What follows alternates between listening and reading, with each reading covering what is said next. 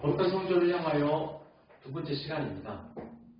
두 번째 시간으로 하나님의 마음이라는 소주제로 말씀을 전하려 합니다.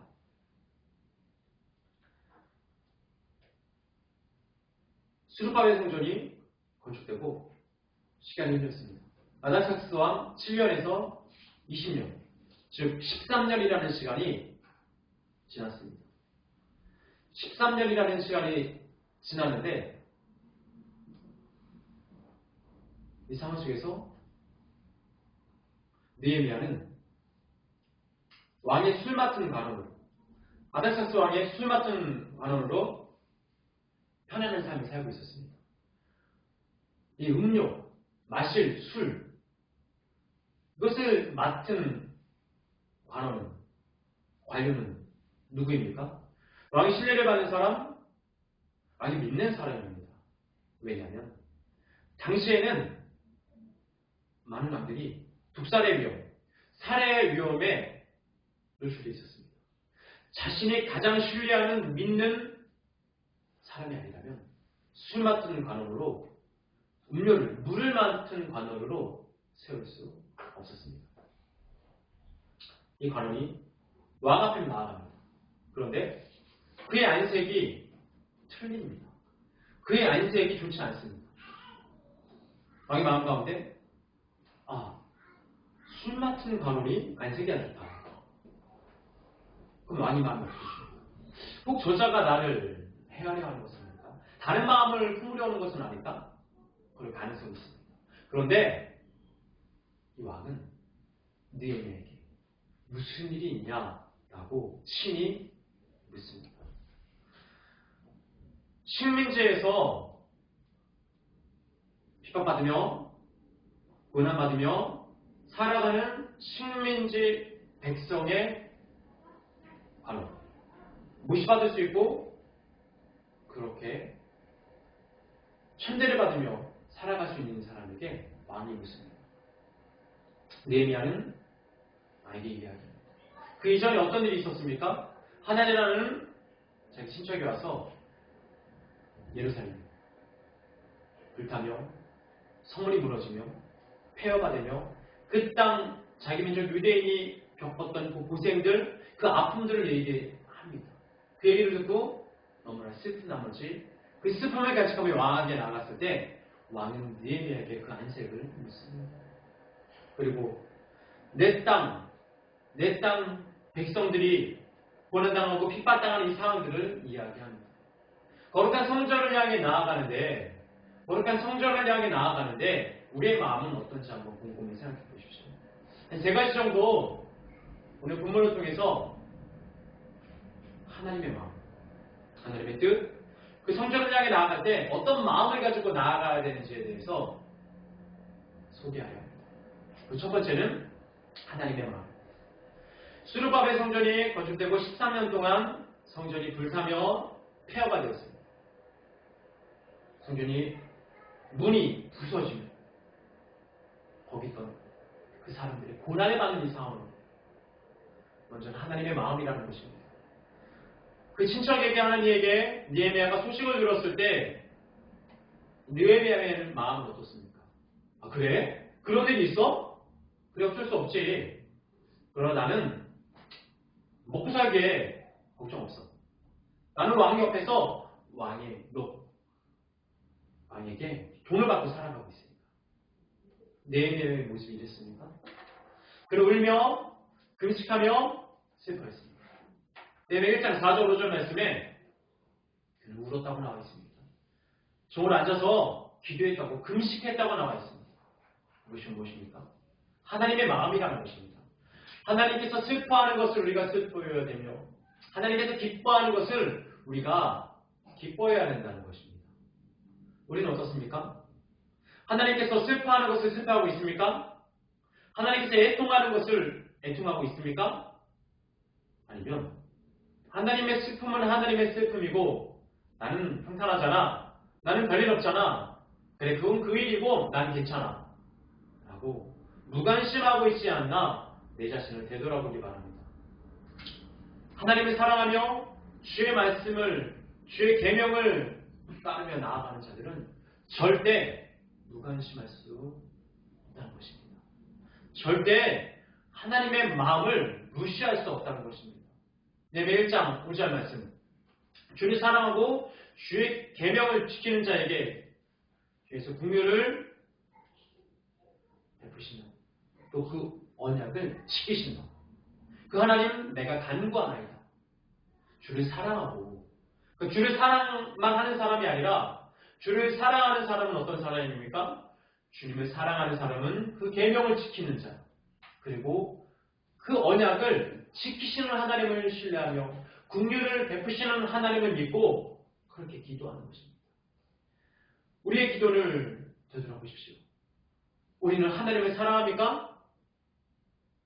더 나아가 사랑함으로 그 계명들을 지키고 있습니까? 더 나아가 그 언약을 하나님께서 지켜주실 것을 믿습니까? 긍휼히 여겨주실 것을 믿습니까? 그 마음으로 하나님께 나와 기도합니까? 느헤미야는 그렇게 기도했다는 것입니다. 입술로만 사랑한다. 입술로만 지킨다. 입술로만 내가 구원받았다라고 얘기하는 것은 아무 소용없습니다. 주를 사랑하는 자들은 주의 계명을 지키는 자들입니다.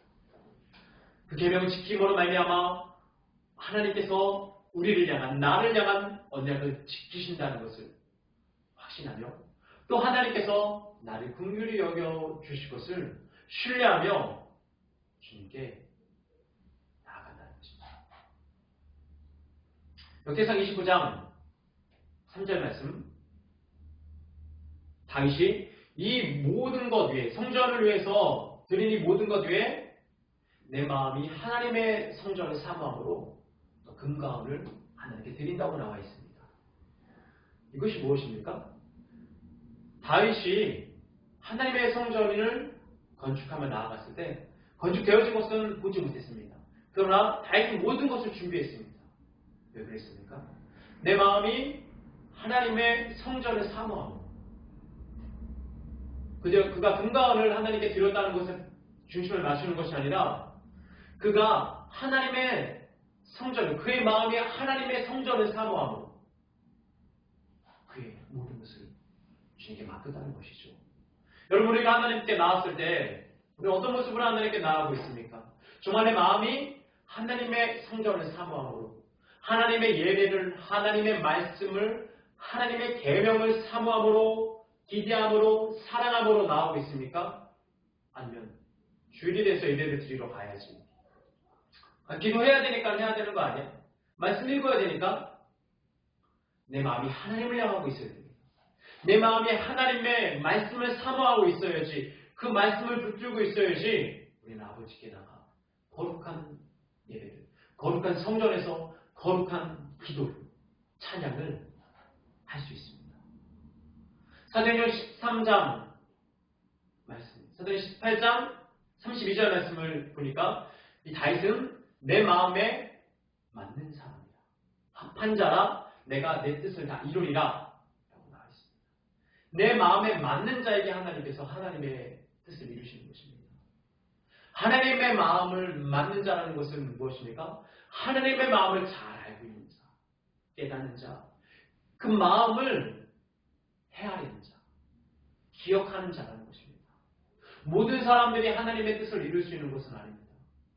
모든 사람들이, 교회에 있는 모든 사람들이 하나님의 뜻을 다 이룰 수 있는 것이 아니라 하나님의 마음에 맞는 자, 하나님의 말씀을 기억하는 자, 하나님을 사모하고 사랑하는 자, 주를 사랑하며 주의 계명을 지키며 긍휼하심과 그 언약을 지키실 것을 신뢰하며 나아가는 자에게 하나님께서 하나님의 뜻을 이루신다는 것입니다. 그 뜻을 이루심을 바라보며 주의 은혜 안에 주의 권능 안에 우리는 주님을 향해 나아가야 합니다. 다윗은 아버지의 마음을 알았습니다. 그 마지막 때에 주님의 마음을 모르면은 우리는 주님 앞에 아버지의 뜻을 헤아리며 나아갈 수 없습니다. 에스겔 18절 말씀에 내가 죽을 자가 죽는 것도 기뻐하지 않는다고 나와 있습니다. 10편 32절 말씀에 죽을 자가 죽는 것도 기뻐하지 않는다. 너희는 스스로 돌이켜 살지니라. 예수께는 무엇입니까? 마지막 북이스라엘이 무너지고 남유다가 멸망해가는 그 상황 가운데 내가 죽을 자가 죽는 것도 나는 기뻐하지 않는다. 스스로 돌이켜 살지니라. 여러분, 하나님의 마음은 무엇입니까? 죄 지었으니까 죽어라. 너희 죽음이 나의 기쁨이 된다는 것이 아니라 죄 지어서 지옥에 갈 영혼들이 죽어도 나는 기뻐하지 않는다고 나와 있습니다. 되돌려라. 돌이켜라. 스스로 돌이켜서 나오라라고 말씀하고 계십니다. 아버지의 마음은 이런 것입니다. 아버지의 마음은 죽을 자가 죽는 것도 기뻐하지 않는 것입니다. 어찌 내가 아버지의 마음을 모르며 믿음 생활을, 예배를 아버지께 나아갈 수 있겠습니까? 하나님, 죽을 자가 죽는 것도 기뻐하지 않으신 하나님, 나를 긍휼히 여겨 주시옵고 내 가족을, 내 주위에 있는 사람을 불쌍히 여겨 주시옵소서라고 주님께 나아가야 합니다. 베드로전서 3장 9절 말씀. 주의 약속이 더디다고 생각하는 자들 것처럼 더딘 것이 아니라 오직 주께서 오래 참으사 멸망하지 않고 그들이 회개에 이르기를 원한다라고 나와 있습니다. 아버지의 날이, 아버지의 약속이 미뤄진 것은 무엇입니까? 이제 미뤄진 게 아니라 없는 거 아니야? 멸망이 오겠어? 이렇게 풍요로운 시대, 이런 시대에 뭐 특별한 일이 생기겠어? 과학이 이렇게 발달한 시대, 21세기에 별일 있겠어? 여러분, 조심하십시오. 착각하지 마십시오. 주의 약속이 더딘다고 생각하는 그 자들은 어리석은 자들입니다. 주의 약속이 더딘 것은 무엇입니까? 오래 참으사 아무도 멸망하지 않고 회개에 이르기를 원하시는 아버지의 마음이라는 것입니다. 하나님은 지금도 나를, 우리를 기다리고 계십니다. 그 기다림을 이용하지 마십시오. 그 기다림을 계산하지 마십시오. 하나님, 지금도 나를 기다리시는 하나님, 내가 지금 아버지께 나와 회개하게 하여 주시옵고 죄사함으로 아버지를 바라보며 주님의 은혜 안에 있게 하여 주시옵소서라는 마음으로 주님께 나와야 합니다. 하나님, 나를 지금도 기다리시고 계시고 나를 멸망시키지 않으사 회개하기를 원하시는 하나님, 내가 지금 아버지께 나와 아버지의 마음을 알고 기도하며 주님을 소망하며 나아가게 하여 주시옵소서. 이 간구로 주님께 나올 수 있는 우리 예수같이 한 사람 한 사람 되기를 간절히 바랍니다. 두 번째는 저를 자복하는 것입니다. 오늘 본문의 말씀에 1장 6절, 7절 말씀에 나와 내 아버지의 집과 이 백성들의 죄를 자복합니다. 회개하지 않은 이 죄들을, 주의 계명 지키지 않은 죄들을 자복합니다. 느헤미야의 고백입니다. 느헤미야는 자기만 잘 살자고 하지 않았습니다. 느헤미야는 자기 죄만 고백한 것이 아니라 나와 내 아버지의 집과 내 백성의 죄를, 주의 계명을 지키지 않은 이 죄들을 자복합니다. 용서하여 주시옵소서라고 주님께 나아갔습니다. 여러분, 우리는 내 죄의 마음 머물러 있으면 안 됩니다. 우리 가정의 죄, 우리 부모의 죄, 우리 형제의 죄, 이 민족의 죄들을 자복하며 하나님 불쌍히 여겨주세요. 하나님 긍휼히 여겨주세요. 도와주세요. 라고 주님께 나아가야 합니다. 내 죄만 고백하면 됐지. 내 죄만 회개하면 됐지. 천만의 말씀입니다. 나만 살고 나만 구원받기 원하는 마음들은 하나님을 대적하는 마음입니다. 하나님의 마음을 모르는 마음입니다. 하나님은 이 땅 모든 백성들을 사랑하십니다. 하나님은 이 땅 모든 백성들이 아버지께 나오기를 원하십니다. 죄를 자복하며 죄를 고백하며 주의 계명을 따라 나오기를 원하십니다. 전번 28절 13절 말씀. 자기의 죄를 숨기는 자는 형통하지 못하나 죄를 자복하는 자에게는 불쌍히 여김을 받으리라. 언제까지 우리의 죄를 숨길 수 있을 것 같습니까? 언제까지 우리의 악함을 가릴 수 있을 것 같습니까? 하나님은 우리가 그 죄를 행동하기도 전에, 겉으로 표현하기도 전에 알고 계십니다. 우리의 힘으로 죄를 제어할 수 없습니다. 멈출 수 없습니다. 죄를 숨기는 자는 형통하지 못하나 죄를 자복하는 자, 드러내는 자, 그 자는 불쌍히 여김을 받는다고 나와 있습니다. 그리고 여기서 말씀을 보니까 죄를 자복하고 버리는 자입니다. 죄를 자복만 하는 자가 아니라 죄를 자복하고 버리는 자. 우리는 우리의 죄를 자복만 하면 되지, 고백만 하면 되지, 입술로 회개만 하면 되지라고 잘못 알고 있습니다. 죄를 자복한 자들은 어떤 자들입니까? 죄를 자복한 자들은 죄를 버리는 자입니다.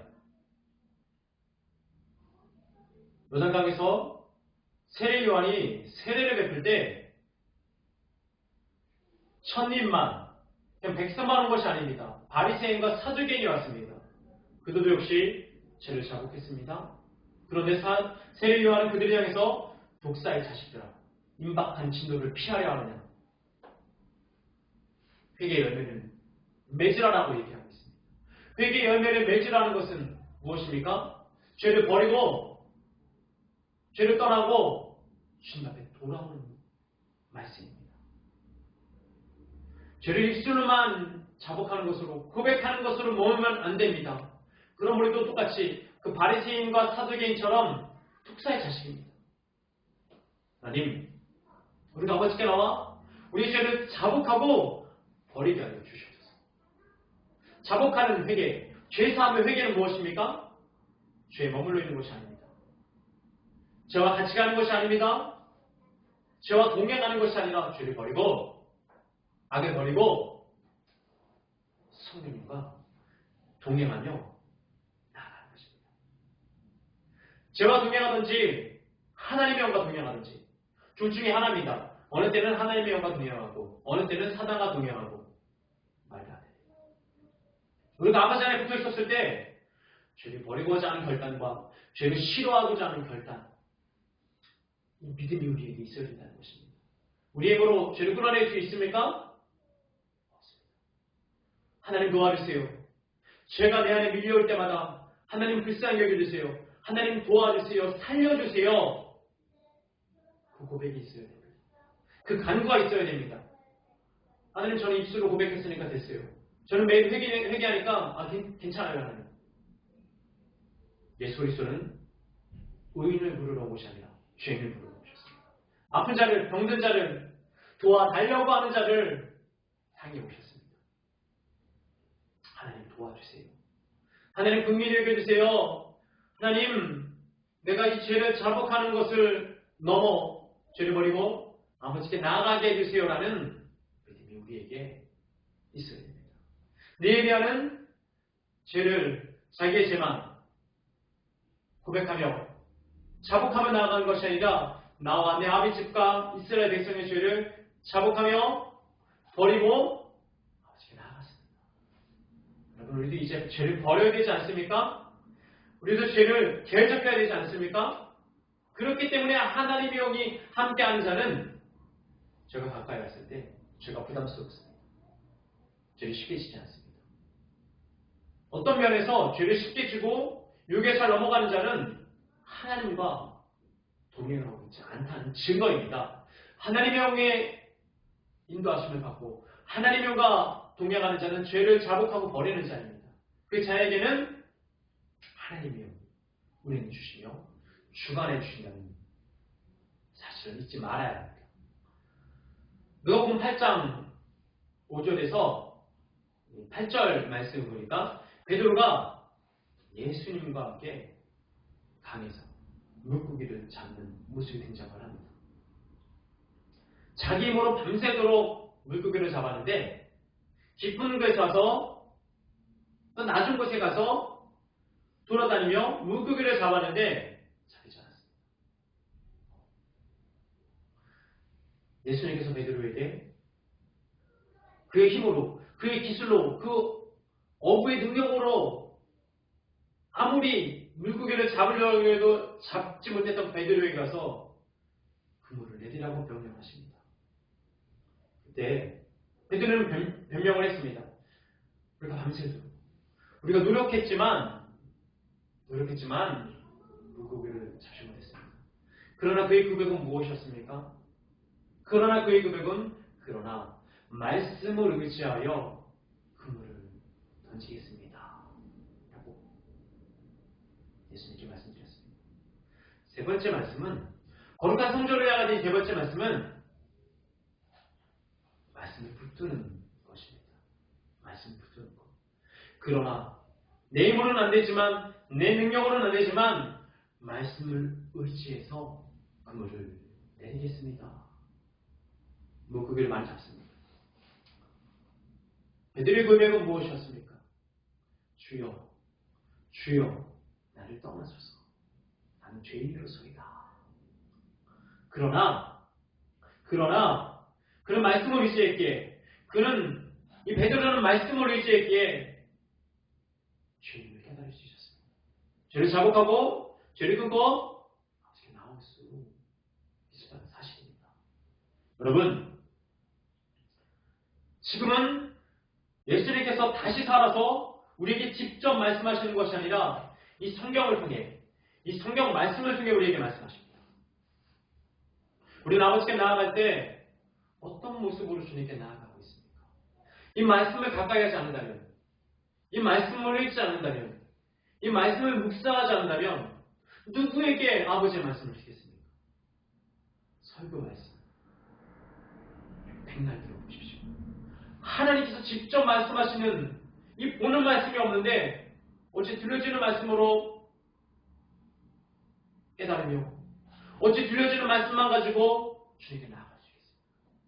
보는 이 말씀을 가지고 있었을 때, 이 보는 말씀이 나를 주관하고 있었을 때 내가 듣는 설교 말씀을 적용하며 붙들고 아버지께 나아갈 수 있습니다. 나는 말씀 보는 것보다 듣는 게 더 좋아. 듣는 게 더 편해. 어찌 믿음 생활을 그렇게 편하게 하려고 합니까? 어찌 다른 목사님이 깨닫는 말씀, 그 달콤한 열매만 따먹으려고 합니까? 열매 맺기 위해서는 뿌리 내려야 합니다. 열매 맺기 위해서는 견뎌야 합니다. 버텨야 합니다. 싸워야 합니다. 그리고 그 말씀이 풍성하게 시간이 되었을 때, 하늘의 때가 되었을 때 탐스럽게 먹음직하게 우리 영혼을 살려주고 우리 영혼을 붙들어 주는 줄 믿습니다. 예배하는 오늘 본문의 말씀 마지막 절에 주께서 모세에게 말씀하신 그 계명들이 무엇이었습니까? 내가 많이 번제하면 모든 나라로 날아가는데 너를 휘틀어 버릴 것이다. 쫓아낼 것이다. 그러나 만일 다시 되돌아오면, 주의 말씀을 붙들면 하늘 끝에 있을지라도 내가 내 이름을 두고자 한 곳에 너희들을 모으리라 하신 말씀을 이제 기억하옵소서. 느헤미야는 하나님의 말씀을 읽고 있었습니다. 하나님의 말씀을 간직하고 있었습니다. 하나님의 말씀을 보지도 않으면서, 신뢰하지도 않으면서, 잠깐 생각하니까 거기에 그 말씀이 있네. 신명기 30장 1절에서 44절까지의 말씀입니다. 모세오경을, 그 아버지의 말씀을 느헤미야는 간직하고 있었습니다. 나라가 망하고 예루살렘의 폐허가 됐지만 자기는 식민지 왕을 섬기고 있지만 그는 아버지 말씀을 기억하고 있었습니다. 옛적에 그 신명기 시대의 옛적 주께서 만일 우리가 아버지의 계명을 지키지 않으면 흩어버릴 것이다. 만일 아버지의 말씀을 다시 붙들고 나오면 하늘 끝에 있을지라도 다시 모으리라 하신 말씀을 이제 기억하옵소서. 여러분, 우리도 그 말씀이, 우리도 그 믿음이 있어야 됩니다. 하나님, 그 약속의 말씀을, 그렇게 말씀하신 그 말씀을 이제 기억하옵소서. 거룩한 성전을 향해 나아갈 때 우리는 그 말씀이 우리 마음판에 새겨져 있습니까? 하나님, 제게 주셨던 그 말씀, 주님, 그 말씀을 기억하옵소서. 이것이 바로 말씀을 붙들고 하는 기도입니다. 이것이 바로 아버지의 마음을 알고 하는 기도입니다. 이것이 바로 거룩한 성전을 향해 나아가는 우리의 자세입니다. 다시 느헤미야 1장 5절 말씀. 주를 사랑하고 주의 계명을 지키는 자, 그 자에게 언약을 지키시며 긍휼히 여기시는 주여 간구하나이다. 하나님을 다른 사람에게 들어서 아는 것이 아니라, 간접적으로 아는 것이 아니라, 걸러서 아는 것이 아니라, 느헤미야는 하나님의 마음을 알았고 하나님께 대면했고 아버지께서 원하시는 것이 무엇인지를 확신하고 있었습니다. 그랬을 때 아닥사스 또한 20년 기슬로월 11월에서 12월 사이입니다. 그때 기도하고 아버지께 나아가, 기도하고 왕 앞에 나아가 마음을 대면할 수 있었습니다. 여러분, 거룩한 성전을 향한 우리의 마음은, 우리의 믿음은, 우리의 자세는 어떤지 점검해 보기 바랍니다. 하나님, 내가 하나님의 마음을 알고 있습니까? 하나님, 내가 하나님의 마음을 깨닫게 해 주시옵소서. 나의 마음이 하나님의 성전을 사모함으로 우리 마음을 드리며 우리의 생명을 드리며 우리의 모든 것을 아버지께 맡겼을 때 우리는 그곳에서 거룩한 예배를 드릴 수 있습니다. 또 우리가 죄를 자복하는 것을 넘어서 죄를 자복하고 버리고, 죄를 인정하고 죄가 드러나서 버리고 아버지께 나아갔을 때 죄사함에 이르는 회개를 얻을 수 있습니다. 마지막으로 우리는 아버지의 말씀을 붙들고 있어야 됩니다. 느헤미야가 그 식민지에서도 아버지의 말씀을 간직하고 있었기에, 붙들고 있었기에, 아버지, 이제 옛적 주께서 모세에게 신명기 30장 1절에서 4절에서 한 이 말씀을 기억하시사 그렇게 말씀하신 이 말씀을 주님 행하 주시옵소서, 기억해 주시옵소서. 여러분, 우리도 아버지 앞에 그렇게 당당하게 나가야 되지 않습니까? 주님께서 주신 말씀, 주님께서 깨닫게 하시는 말씀을 이루어 주시옵소서.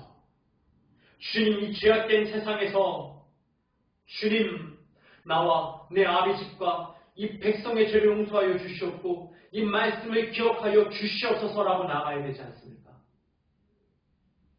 우리 예수같이가 이 말씀을 붙들고 거룩한 성전에서 거룩한 예배를 드리며 거룩한 찬양을 하며 거룩한 기도, 거룩한 말씀으로 아버지께 나아갈 수 있기를 예수님의 이름으로 축원합니다.